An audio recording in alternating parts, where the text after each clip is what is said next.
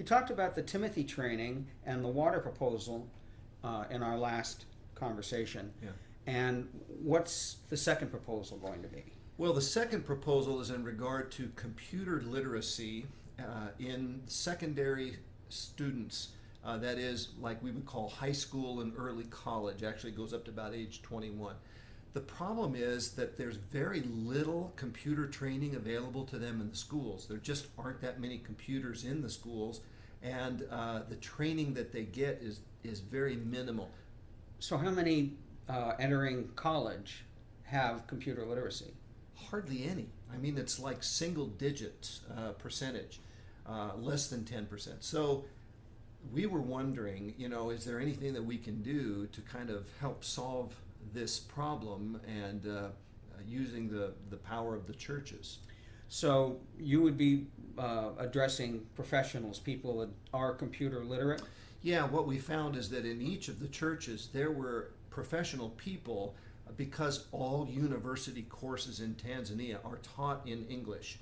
And so those who go through university system develop English skills and they develop computer skills. And then most of them, when they get into their professions, they have enough money to be able to buy their equipment. So the churches tend to have a core group of professional people who also have their own computers. So how can the churches help? What can they mobilize? Well, we called the second proposal Ask Academy, Advanced Skills for Professional People. So we're hoping that these professional people in the churches might be able to mentor like 2 students for 10 weeks. So if there are 5 in each church, and each of these professionals mentors 2 students, at the end of 10 weeks, you would have 10 students. And if you have 10 churches doing this, then that would be 100 students who would have training.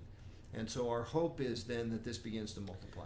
So once they're trained, is there any way that they can get a computer? Well, we're hoping that they would in fact buy their own computer by working and saving, and secondly by getting their families to help. Third, the church might help also. And then fourth, there are NGOs that might be a resource for helping them to be able to purchase their own computer. So how many students can be reached with the Ask Academy?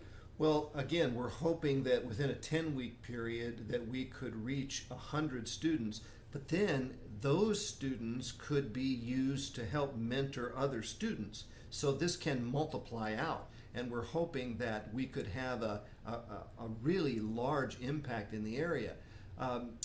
There are organizations such as one laptop per child kinds of organizations that have been pretty successful. One program in Rwanda brought 200,000 computers to students. And so we're hoping that we could access something like that to help our students to be able to get computers for themselves. So this would aid in English proficiency as well then?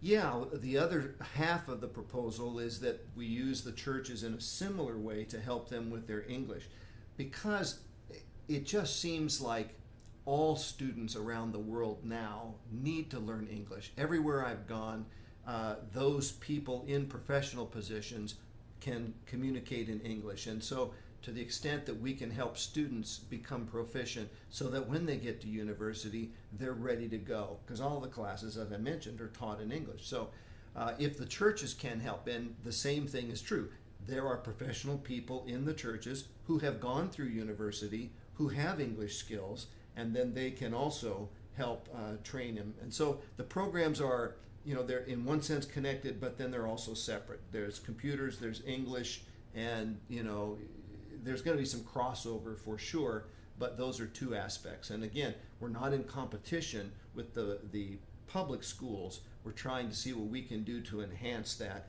And again, the governmental officials were really positive and encouraging about the effort. Well, this is very exciting, and obviously it gives you a lot more to do when you're there, but these projects go far beyond your ministry.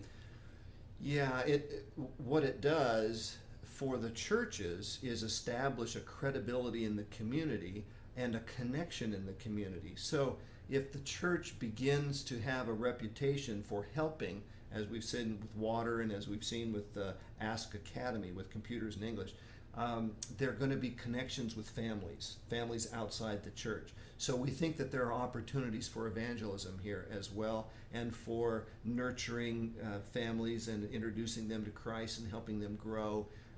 So we think it's a great connection point for the churches. Makes perfect sense. Until next time.